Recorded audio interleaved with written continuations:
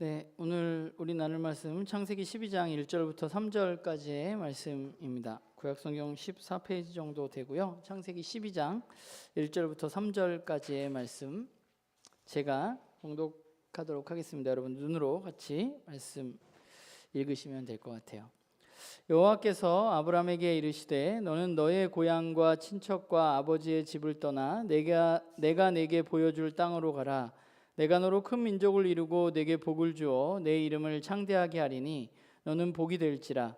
너를 축복하는 자에게는 내가 복을 내리고 너를 저주하는 자에게는 내가 저주하리니 땅의 모든 족속이 너로 말미암아 복을 얻을 것이라 하신지라. 아멘.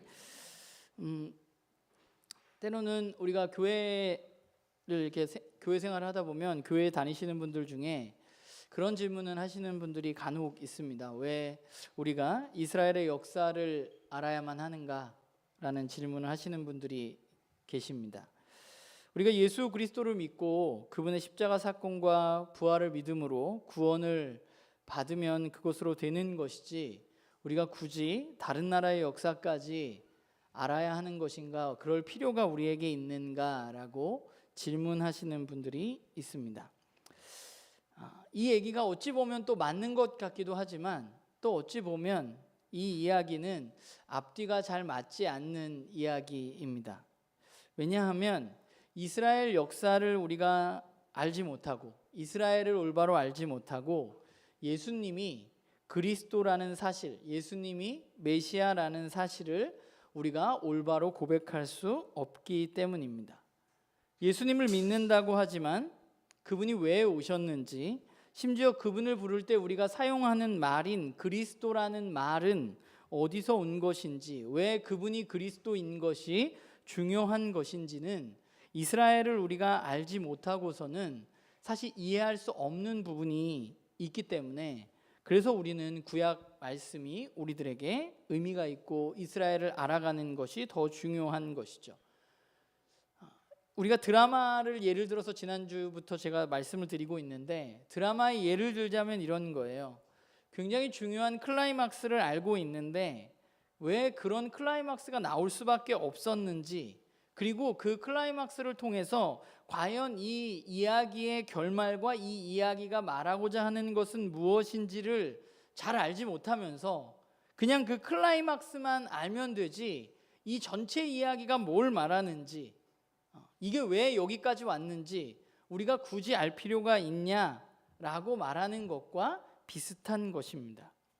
사실 오늘 우리가 읽은 본문은 그런 의미에서 보자면 이제 이스라엘의 시작이 되는 말씀이고, 이 말씀은 구약의 나머지 부분, 구약뿐만 아니라 신약, 성경 전체를 아우르는 매우 중요한 성경 구절이 바로 오늘 읽었던 창세기 12장 1절부터 3절까지의 말씀입니다.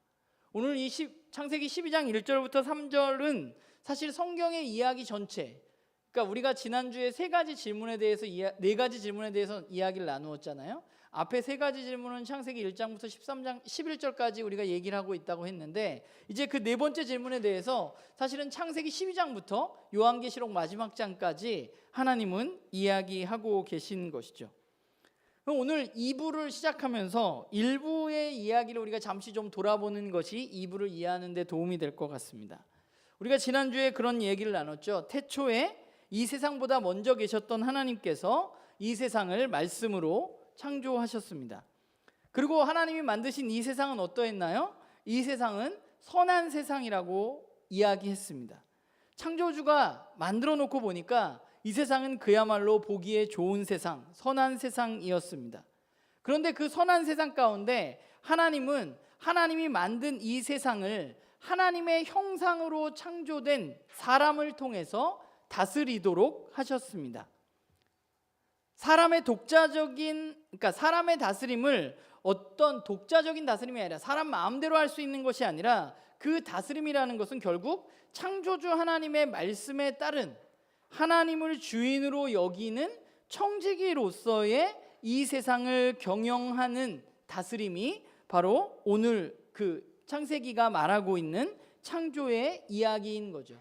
그러니까 하나님은 하나님의 형상을 따라서 만든 사람을 통해서 하나님이 만든 이 세상을 잘 다스리라고 이야기하셨습니다. 그리고 그 다스림 가운데 있는 한 가지 조건은 하나님을 주인으로 여기는 것입니다.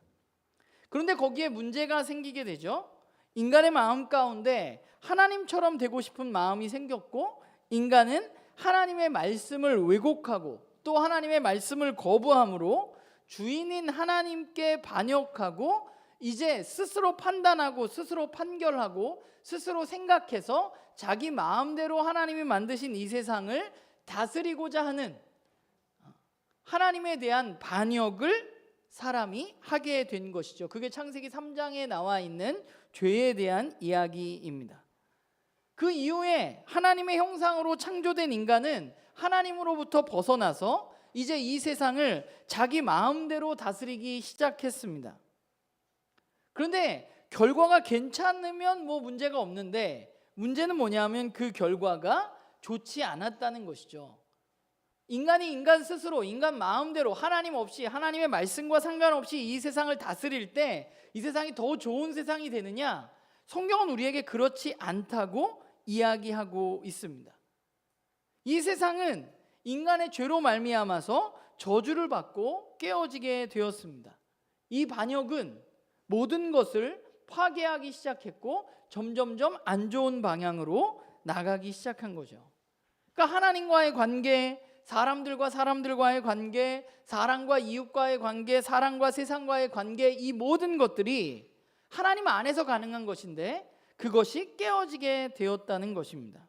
이게 우리가 지난주에 나누었던 이야기입니다. 이 이야기는 우리가 지난주에 말한 대로 인류가 던지고 있었던 4가지 질문에 대한 답입니다.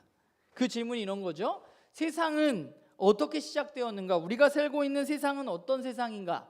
두 번째 질문, 그 안에, 이 세상 안에 살고 있는 인간은 어떤 존재인가? 그리고 세 번째 질문, 왜 우리가 살고 있는 세상은 굉장히 괜찮고 좋은 세상이 아니라 여러 가지 문제가 있고 깨어지고 아파하고 여전히 고통 가운데 있는 세상인가? 하는 이야기가 1장부터 11장까지 기록되어져 있었습니다. 그러면 이제 이 문제를 가지고 있는 이 세상은 과연 어떠한 해결책을 가지고 있는 것인가 하는 것이 그 뒤부터 나오는 성경의 이야기입니다. 죄가 이 땅 가운데 들어오고 세상은 조금 전에 말한 대로 점점 악해져 갔습니다.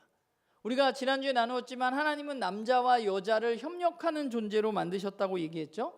그런데 협력해야만 하는 인간이, 서로 도와야만 하는 인간이 서로를 죽이기 시작했습니다. 최초의 살인은 너무나 서로 사랑하고 도와야만 하는 가족 간의 살인이었습니다. 그 살인의 이유는 뭐예요? 질투에서 비롯된 거죠. 하나님이 아벨만 사랑하는 것 같다. 사실 별거 아닐 수도 있는데 그 질투에서 결국은 내가 도와야 하고 나를 도와야 하는 존재인 그 사람을 죽이게 되는 일들이 일어나게 되는 것이죠. 그리고 지난주에도 잠깐 이야기했지만 남자와 여자가 동등하게 서로를 돕는 역할로 하나님이 창조했음에도 불구하고 이 죄가 들어온 이후에 남자는 여자를 물건 취급하는 상대로 여기기 시작했고, 그리고 지난주에 말한 대로 일부 다처제가 생기고 뭐 이런 일들이 벌어진 것이죠. 그러니까 시간이 가면 갈수록 악이 점점점 더해져 갔어요. 그리고 그 악이 최고점에 이르는 때가 언제냐면 창세기 6장입니다. 창세기 6장에 보면 뭐라고 말하나 하면 죄악이 온 세상에 가득해서 인간의 모든 생각이 악하다고 하나님은 평가하십니다. 그래서 하나님은 이 모습을 보시고 뭘 하시기로 작정하셨어요? 이 세상을 심판하시기로 결정하셨습니다. 그래서 하나님이 이 세상을 뭘로 심판하시죠? 물로 심판하시죠. 홍수로 심판하십니다.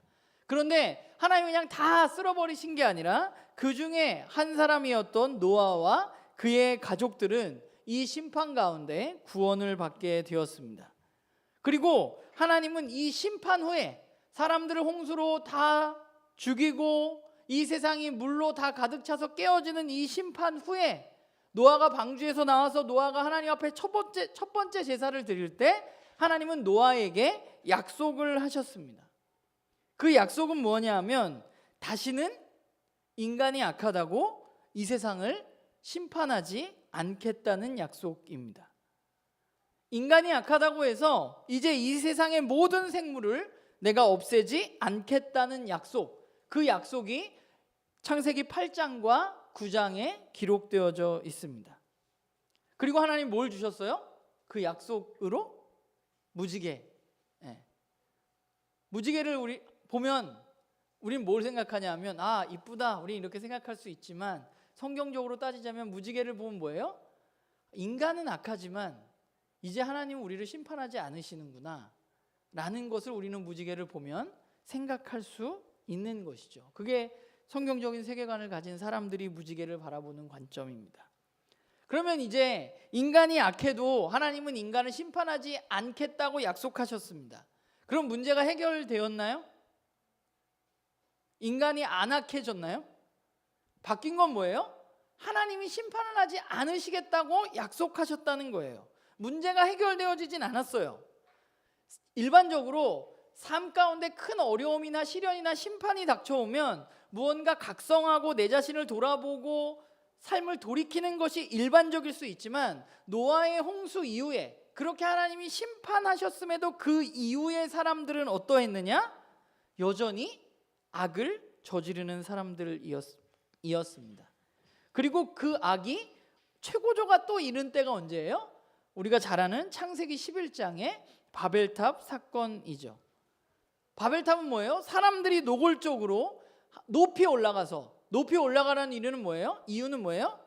하나님과 같아지고 내 이름을 내기 위해서 사람들은 탑을 쌓기 시작한 겁니다. 인간의 목적이 뭐예요? 내 이름을 쌓기 위해서 함께하기 시작했다는 것입니다.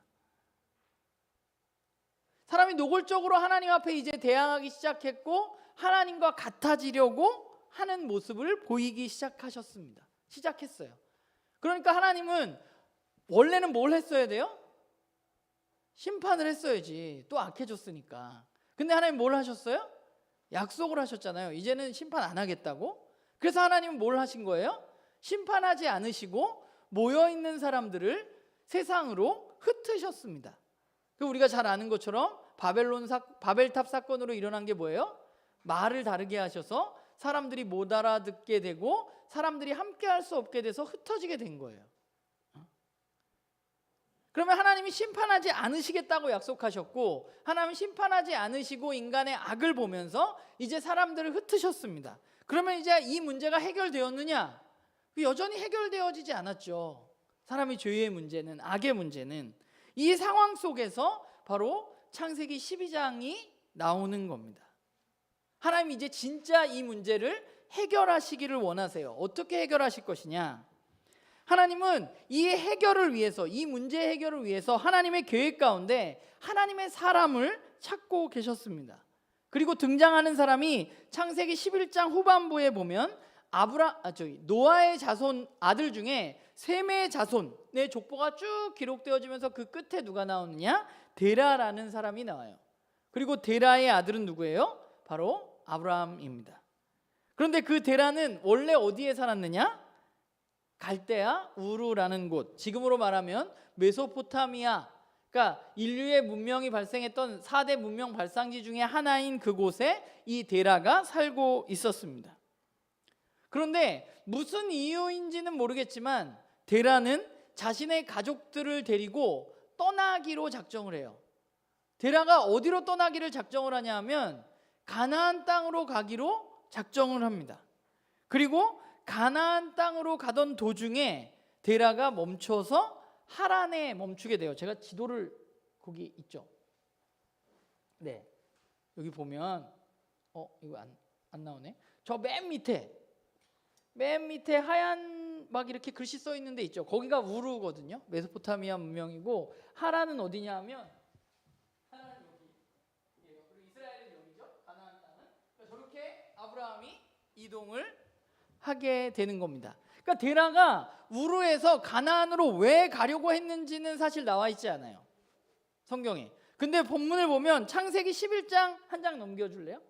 창세기 11장 안 썼구나. 네, 다시 올려주세요. 죄송해요. 창세기 11장 31절에 보면 뭐라고 나오냐면 데라가 그 아들 아브라함과 하란의 아들인 그의 손자 롯과 그의 며느리 아브라함의 아내 사레를 데리고 갈대아인의 우르를 떠나 가나안 땅으로 가고자 하더니 하란에 이르러 거기 머물렀다라고 말합니다. 원래 가나안 땅으로 가려고 그랬어요. 그런데 하란에 머물렀어요. 왜 하란에 머물렀느냐? 거기가 땅이 괜찮고 살기에 좋기 때문에 거기에 머무르게 된 것입니다. 그런데 후에 오늘 읽었던 창세기 1장 12장 1절부터 3절 뒤에 보면 12장 5절을 여러분들 한번 보시면 뭐라고 나오냐면 이렇게 나와요. 아브라함이 그의 아내 사레와 조카 롯과 하란에서 모은 모든 소유와 얻은 사람들을 이끌고 가나안 땅으로 가려고 떠나서 마침내 가나안 땅에 들어갔더라 라고 말합니다. 그러니까 창세기 11장 31절 조금 전에 데라가 출발하는 구절하고 창세기 12장 5절의 구절을 읽어보면 굉장히 비슷한 구조로 되어 있어요. 데라가 가족들을 데리고 가나안 땅으로 가려고 그랬어요. 그런데 데라는 어디 머물렀어요? 하란에 머물렀고 아브라함도 가족들을 데리고 하란에서 가나안 땅으로 이동하기 시작했어요. 그런데 아브라함은 어떻게 됐어요? 가나안 땅에 도착했다고 말하고 있습니다. 이 두 구절이 굉장히 유사한데 이 구절을 읽고 있으면 마치 이 글의 저자가 이 둘을 일부러 비교해 놓은 것처럼 굉장히 유사한 구조를 가지고 있습니다. 창세기는 데라와 아브라함을 의도적으로 좀 대조시키고 있는데 데라도 원래 목적지는 가나안이었습니다. 근데 왜 가나안으로 가려는지 모르지만 그는 우르를 떠나서 가나안으로 가고 있었어요. 그런데 하란에 머무릅니다. 왜냐하면 그가 거기에 머물렀던 이유는 그 땅이 좋은 곳이었기 때문이에요. 먹고 살기에 괜찮았어요. 그럼 이것을 유추해 보았을 때 데라가 떠나려고 했던 이유는 뭘까요? 하란에 머무른 것으로 보아서 가족들이 더 잘 거주할 수 있고 먹고 살 수 있을 만한 곳을 찾아서 떠났을 수도 있고요. 아니면 이건 제가 상상하는 건데 데라에게도 하나님은 똑같이 이야기하셨을 수도 있어요. 그런데 데라가 그냥 가나안까지 안 간 것뿐이지 하란이 좋아서. 이건 제 상상입니다. 그런데 아브라함은 아버지가 죽자 가나안 땅으로 떠났습니다. 아브라함은 왜 떠났어요? 오늘 본문이 아브라함이 떠난 이유입니다. 하나님이 가라고 하셨기 때문에 하란을 떠나서 아브라함은 갔습니다. 그러니까 데라는 가족들의 어떤 안위를 위해서 움직이는 사람이었다면 아브라함은 어떤 사람인가 하면 하나님의 약속을 따라서 움직였던 사람이 바로 아브라함이에요. 그리고 하나님은 이 아브라함을 부르셔서 약속을 따라 살아가는 사람을 통해서 하나님은 이제 이 계획, 하나님이 이 깨어진 세상을 회복하는 일을 시작하시게 된 것입니다. 하란에 아브라함이 머물고 있을 때 하나님이 나타나셔서 아브라함에게 하신 말씀이 바로 오늘 우리가 읽은 창세기 12장 1절부터 3절입니다. 그리고 이 이야기는 뭐냐면 하나님이 아브라함을 부르셔서 아브라함에게 약속하시는 내용입니다. 하나님은 아브라함에게 세 가지를 약속하셨어요.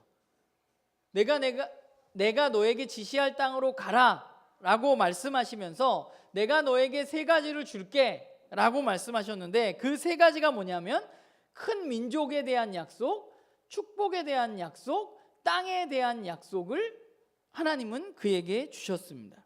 하나하나 좀 살펴보면 하나님은 큰 민족을 이룰 것이라고 약속하셨습니다. 아브라함에게 너는 큰 민족을 앞으로 이룰 거야 라고 말씀하셨는데 아브라함이 하란에서 가나안으로 떠날 때 나이가 몇 살이냐 하면 75세입니다. 그리고 75세의 아브라함은 우리가 잘 아는 대로 자녀가 있었나요? 없었습니다. 그런데 하나님은 75세의 그 아브라함에게 약속하셨습니다.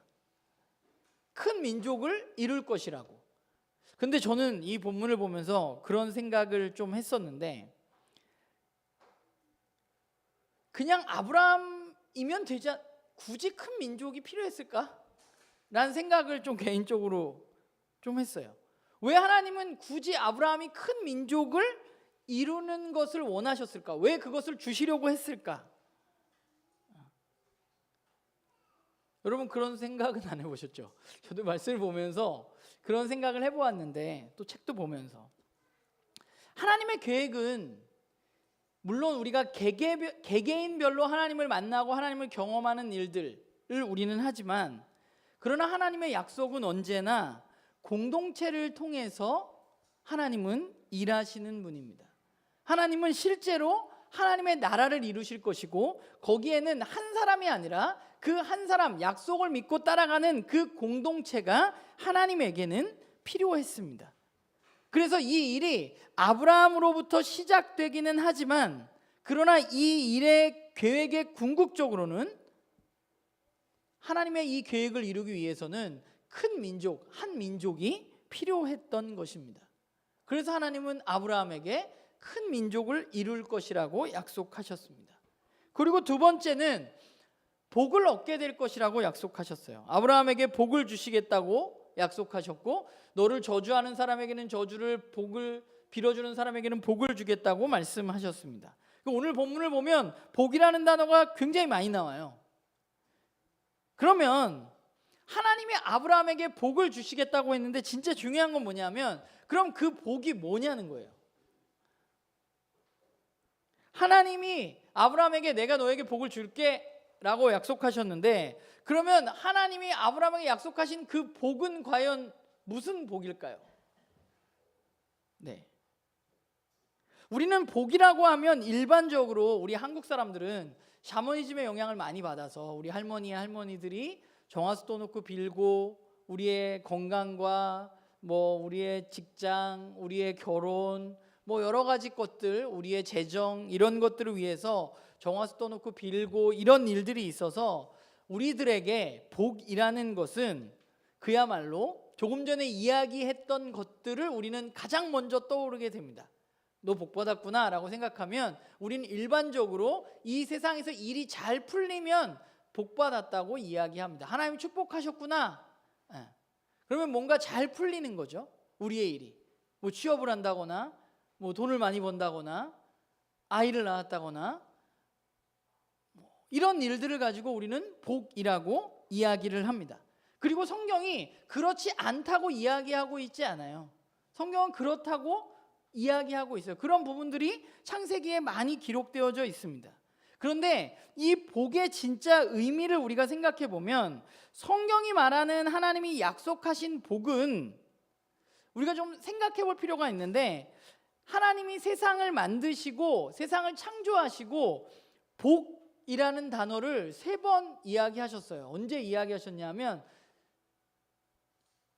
넷째, 다섯째, 여섯째 날에, 여러분들 찾아보면 첫 번째, 세 번, 둘째, 셋째 날은 안 나와요. 근데 뒤에 부분에 복이라는 단어가 나와요. 근데 그 복이 언제 나오냐면, 하나님 만든 이 세상에 생물을 만들어 놓고 네가 복을 누려서 여기에 생육하고 번성하고 충만해라 하면서 그게 복이라고 하나님은 말씀하세요.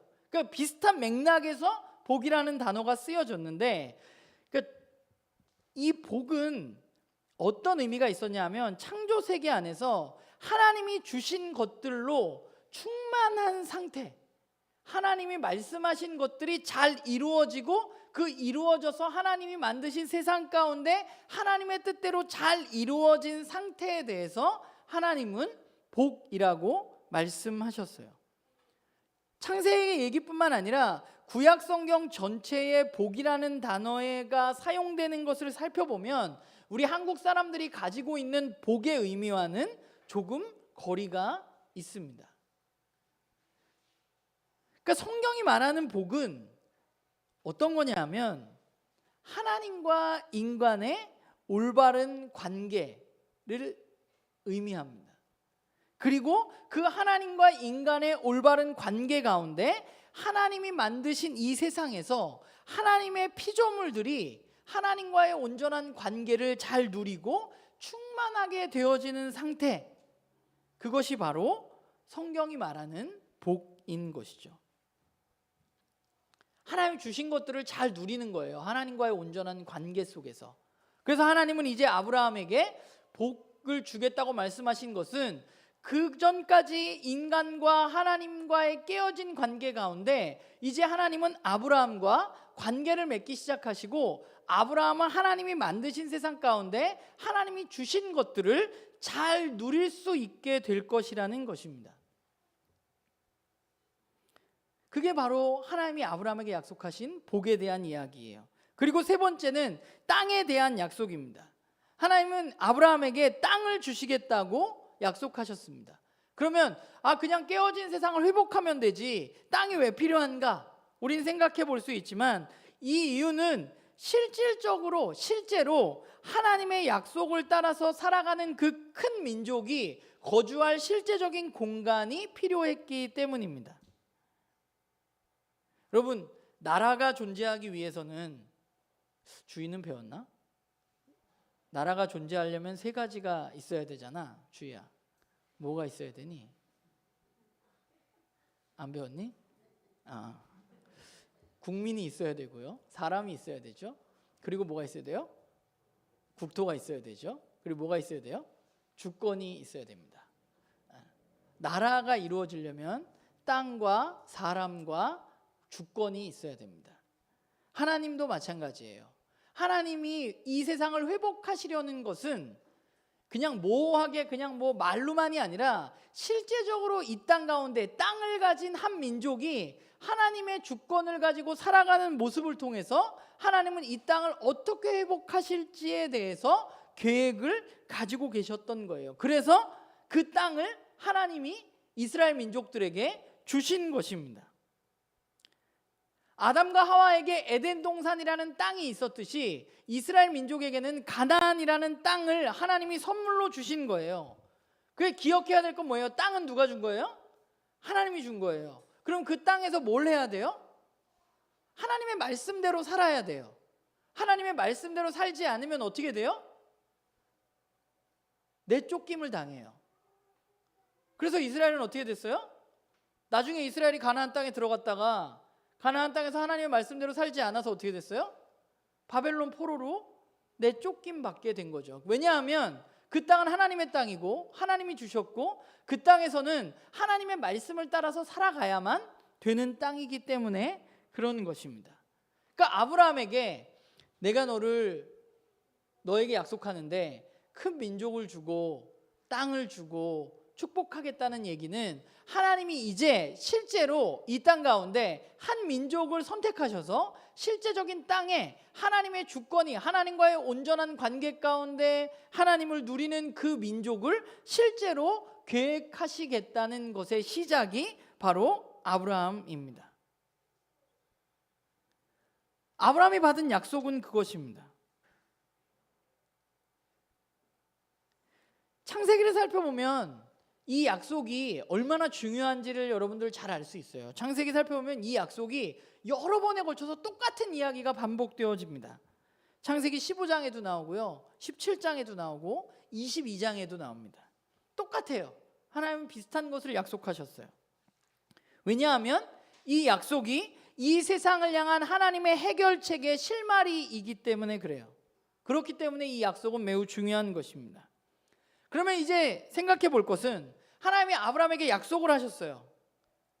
그러면 약속에서 중요한 건 뭐예요? 여러분들이 약속을 하면 제일 중요한 게 뭔가요? 지키는 거. 우리 현민 집사님 역시 약속을 지키는 겁니다. 하나님이 약속하셨으니까 하나님이 이 약속을 지키셔야 돼요. 그러니까 아브라함은 하나님이 약속을 지킬 것인가 안 지킬 것인가에 대해서 생각을 해야 돼. 왜냐하면 하나님이 자신을 부르시고 약속하셨는데 도대체 보이지도 않는 그 하나님이 과연 지키실 것인가에 대해서 생각을 해야죠. 그래서 아브라함에게 필요한 건 뭐예요? 믿음인 것이죠. 하나님이 이 약속을 지키실 것이라는 믿음이 아브라함에게는 필요합니다. 그리고 그 믿음은 약속을 했어요. 제가 이은경 권사님하고 내일 저녁 7시에 만나기로 약속을 했습니다.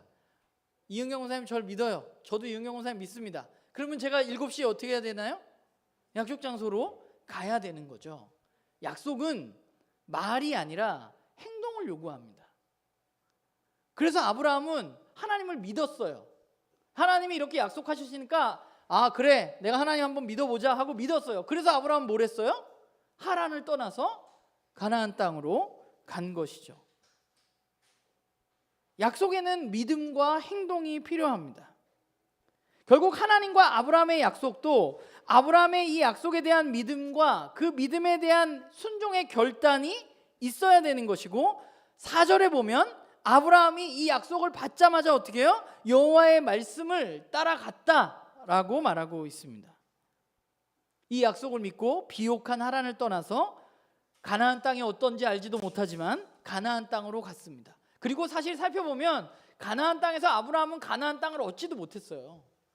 가나안 땅에서 아브라함이 산 땅은요, 사라가 죽어서 매장될 묘지밖에 못 샀습니다. 실제적으로는. 그는 결국 가나안 땅에 이 약속을 믿고 도착했어요. 그리고 아브라함은 자신의 민족이 이렇게 커졌지 알지 못했을 수도 있어. 그러나 아브라함은 그 약속을 믿고 따라갔습니다. 처음 이야기했던 것처럼 이 12장의 아브라함을 향한 하나님의 약속은 성경 전체를 관통하는 매우 중요한 약속입니다. 왜냐하면 인간의 죄로 무너진 이 세상을 회복하는 하나님의 방법이 여기에 들어있기 때문에 그래요. 하나님은 이제 하나님의 약속을 따라서 행동하는 아브라함과 아브라함의 자손들을 통해서 하나님의 계획을 이루어 가실 거예요. 그런데 여기에 문제가 있었어요. 이 약속을 믿고 순종하는 삶이 생각보다 그렇게 쉽지 않다는 거예요. 왜냐하면 하나님을 잘 모르기 때문에. 하나님이 믿을 만한 존재인가 믿을 만한 존재가 아닌가가 분명치 않기 때문에 이 약속을 믿고 순종하는 삶에는 여러 가지 어려움들이 있습니다. 드라마로 보자면 이 드라마의 작가는 해결 방법을 창세기 12장 1절에서 13절에 제시했어요. 이렇게 해결하면 돼 라고 말했어요. 그런데 드라마를 보면 그 문제의 해결을 그냥 1편에서 시작해서 2편에서 끝나면 좋은데 왜 그렇게 남녀 관계는 자꾸 꼬이고 거기 또 방해하는 사람도 있고 이렇잖아요. 드라마를 보면. 성경도 마찬가지예요. 그냥 이 약속대로 했으면 되는데, 그런데 이스라엘 민족은 이 약속대로 하지 않습니다. 앞으로 벌어지는 일들이 그래요. 우리가 잘 아는 것처럼 아브라함이 사라가 아닌 하갈을 통해서 아들을 얻는 것도 문제가 있었고요. 애굽으로 도망갔다가 사라가 봉변을 당하는 일도 그렇고요. 그 다음에 에서와 야곱이 가족 간에 싸움이 나는 것도 그렇고요. 형이 죽이겠다 그래서 동생이 다른 지방으로 이주했던 것도 그렇고요. 야곱의 파란만장한 인생도 그렇고, 요셉이 형들에게 팔려가지고 애굽으로 팔려가는 것도 그렇고, 이 모든 것들이 이 약속을 지키는 것을 위태롭게 하는 여러 가지 요소들이 성경에는 있어요. 드라마에 주인공과 남주인공과 여주인공이 그냥 잘 되면 좋은데 그 옆에 방해하는 사람들이 있고 그 옆에 방해가 되는 여러 가지 요소들이 있는 것처럼 성경에도 이 약속을 지키면 되는데 이 약속을 방해하는 여러 가지 요소들이 우리의 삶의 전반에는 깔려 있다는 거예요. 약속이라는 것은 그 약속한 사람을 올바로 알기 전에는 우리가 신뢰할 수 없고, 이 약속이라는 것은 그냥 순식간에 결정되어지는 것이 아니라 이 위태로움과 아슬아슬한 이 긴 어떤 터널 같은 것 속에서 차근차근 진행되고 이루어져 가는 것이 바로 이 약속인 것이죠. 하나님은 바벨탑 이후에 사람들을 흩으시고 은혜를 베풀지 않으신 것이 아니라 이제 하나님의 계획을 시작하신 거예요. 그래서 하나님은 아브라함을 부르셨고 이 깨어진 세상을 회복하기를 시작하셨는데, 결국 어떻게 되는 거냐? 아브라함의 후손들이 가나안 땅에서 하나님의 말씀을 잘 듣고 그대로 행하면 되는 것입니다. 그러면 이스라엘 민족과 이스라엘 민족 주변에 있는 모든 민족들이 하나님과 올바른 관계를 회복할 수 있을 것입니다. 그런데 이 약속의 진짜 중요한 핵심이 또 한 가지 있는데, 그게 뭐냐 하면 이 약속의 목적이 뭐냐는 거예요. 하나님이 아브라함에게 땅을 주고 민족을 주고 복을 주셨는데 그 주신 이유는 뭐예요? 3절에 나와 있는 것처럼 아브라함과 이스라엘이 복을 받기 위해서가 아니라 모든 민족이 복을 받게 하기 위해서 하나님은 아브라함에게 약속을 하셨습니다. 그렇기 때문에 하나님의 약속은 우르에 살다가 가나안으로 이주하는 아브라함이라는 사람, 그리고 아브라함이라는 사람의 후손들에게만 국한되어진 것이 아니라 모든 민족에게 해당되는 것이에요. 성경은 이렇게 해답을 내놓았습니다. 아브라함과 아브라함이 이룰 큰 민족들이 하나님이 약속하신 땅에서 하나님과 온전한 관계를 누리며 하나님의 말씀에 순종하는 삶을 살아갈 때 그 민족을 통해서 이 땅의 모든 민족들이 하나님과 온전한 관계를 통한 복을 누리게 될 것이고 이 세상은 그들로 말미암아서 회복되게 되어질 것이라고 하나님은 말씀하고 계신 것이죠. 그러면 이스라엘 민족은 어떻게 살아야 되는가? 가나안 이 약속을 받은 사람들은 어떻게 살아야 되는가? 창세기 18장 18절 19절을 보면 아까 여기 한 장 넘겨주세요. 보면 제가 읽어보겠습니다. 하나님이 아브라함에게 다시 말씀하신 거예요. 아브라함은 강대한 나라가 되고 천하 만민은 그로 말미암아 복을 받게 될 것이 아니냐? 하나님이 이미 그렇게 결정을 하셨어. 아브라함을 통해서 많은 사람들이 복을 받게 될 것이에요.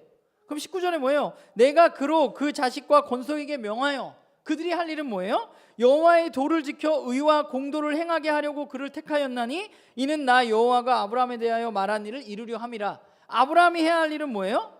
의와 공도를 지키는 삶입니다.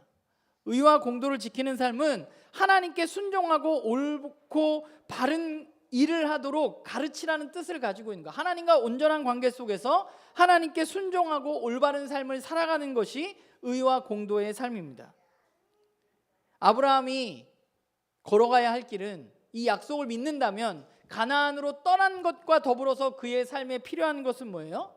말씀을 따라서 순종하며 살아가는 것, 옳은 일을, 옳은 행동을 하는 것, 그것이 바로 약속을 믿고 따라가는 사람들이 걸어가야 할 길인 것이죠. 민족을 주신 이유는 의와 공도를 행할 공동체가 하나님에게는 필요했던 것이고, 땅을 주신 이유는 의와 공도를 행하는 공동체가 실제적으로 거주할 공간이 필요했기 때문입니다. 오늘날 저와 여러분에게도 마찬가지라는 생각을 하게 돼요. 이 드라마가 벌써 많이 지났지만 오늘 우리도 이 약속을 따라 살아가는 사람들입니다. 약속을 따라 살아가는 사람들이 해야 할 일은 결국 이 땅 가운데 의와 공도, 공평과 정의를 행하는 삶을 살아가는 것이죠.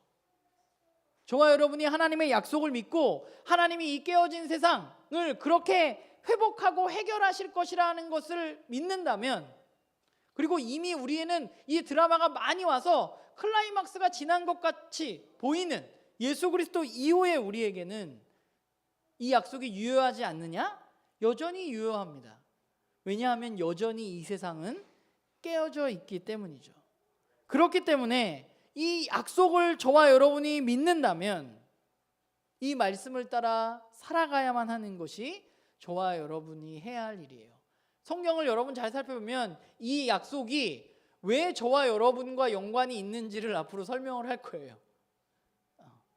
왜 우리와 상관없는 일이 아니라, 왜 이게 이스라엘뿐만 아니라 오늘 저와 여러분에게도 이 약속이 동일하게 가져오는지가 앞으로 펼쳐질 이야기의 굉장히 중요한 부분입니다. 깨어진 세상이 해결되어질 수 있는 방법이 있을까? 하나님은 한 사람과 한 민족을 선택하셔서 하나님의 뜻대로 하나님의 땅에서 그들이 살아갈 때 그들을 통해서 모든 민족이 그런 삶을 살게 되기를 소망하시고 그런 계획을 세우셨습니다. 그런데 제가 말씀을 보면서 생각하게 되는 것은 이 하나님의 계획은 너무 비효율적이고 너무 무모해 보여요. 하나님은 이미 사람에게 여러 번 배반을 당하고 심판으로 쓸어버렸지만 또 배반을 당하고 하는 일들을 겪으셨음에도 불구하고 하나님이 이제 악 때문에 이 세상과 사람들을 심판하지 않기로 약속하셨기 때문에 하나님은 사람을 통해서 다시 한번 하나님이 만드신 이 세상이 하나님의 원래의 모습대로 돌아가기를 간절히 바라고 계신 것이죠. 이 깨어진 세상이 올바로 회복되려면 결국 오늘 이 창세기 12장 1절부터 3절에 주어진 말씀을 따라서 이 약속을 따라서 의와 공도를 행하며 살아가는 사람들을 통해서 그 공동체를 통해서 오늘 이 땅 가운데 이 깨어진 세상이 회복되어지는 일들이 일어날 거예요. 이 길이 너무 무모해 보이고 너무 비효율적으로 보이고 이게 진짜 가능할까라는 생각이 들기도 하지만 그러나 하나님은 그렇게 계획하시고 이 일을 지금까지 이루어 오셨습니다. 그리고 앞으로도 이렇게 이루어 가실 거고 그리고 언젠가 우리가 아는 것처럼 이 드라마의 결말에 하나님은 이 땅에 오셔서 이 땅을 회복시키실 것입니다. 바라기는 저도 그렇고 여러분들도 그렇고 우리는 이 무모한 도전에 하나님이 약속하신 이 약속을 믿고 따라가는 사람들입니다. 그렇다면 저와 여러분이 이 세상의 깨어짐을 그냥 아무렇지 않게 바라볼 것이 아니라 우리는 이 땅 가운데 이 약속을 알고 약속을 따라 사는 사람으로 어떻게 살아갈 것인가에 대해서 고민하고 또 하나님이 아브라함에게 약속하셨듯이 의와 공도, 공평과 정의로운 삶을 이 땅 가운데 살아가는 그런 공동체로서 그런 교회로서 우리가 세워질 때 우리는 이 드라마에 참여하게 되는 것이죠. 바라기는 저도 그렇고 여러분들도 그렇고요. 이번 한 주 살아가면서 우리 좀 깨어진 세상을 좀 바라보고 우리 공동체가 또 내가 그 깨어진 세상의 이 약속을 따라 살아가는 사람으로 어떤 일들을 할 수 있는가 같이 고민하고 나누고 또 행동에 옮기고 하는 일들이 우리 가운데 이루어지기를 우리가 약속을 따라 살아가는 사람임을 잊지 않는 우리 나눔교회 식구가 되기를 주님의 이름으로 부탁을 드립니다. 기도하겠습니다.